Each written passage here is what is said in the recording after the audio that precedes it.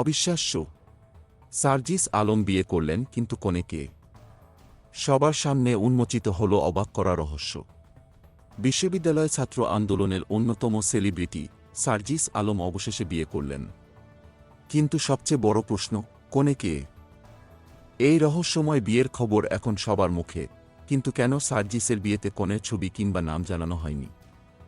শুক্রবার ৩১ জানুয়ারি যুব ও ক্রীড়া উপদেষ্টা আসিফ মাহমুদ সার্জিস আলমের বিয়ের ছবি শেয়ার করেছেন তার ফেসবুক আইডিতে। ছবিতে সার্জিস আলমকে শেরওয়ানি ও পাগড়ি পরিহিত অবস্থায় দেখা যাচ্ছে, আর তার পাশে আছেন তার কিছু বিশিষ্ট বন্ধুরা মাহফুজ আলম, নাহিদ ইসলাম, আসিফ মাহমুদ এবং হাসনাত আবদুল্লাহ। তবে কনে কে সে সম্পর্কে কোনো কিছুই বলা হয়নি। সেই প্রশ্ন এখন সবাইকে তাড়া করছে। তবে কনেকে নিয়ে কোনো কথা না হলেও হাসনাত আবদুল্লাহ এই সুন্দর মুহূর্তে সার্জিস আলমকে অভিনন্দন জানিয়েছেন। তিনি লিখেছেন, অভিনন্দন বন্ধু সার্জিস, তোমাদের জন্য শুভ কামনা, ভালোবাসা এবং সুন্দর মুহূর্তের জন্য। কিন্তু তার শব্দের মধ্যেও কি কিছু লুকানো আছে?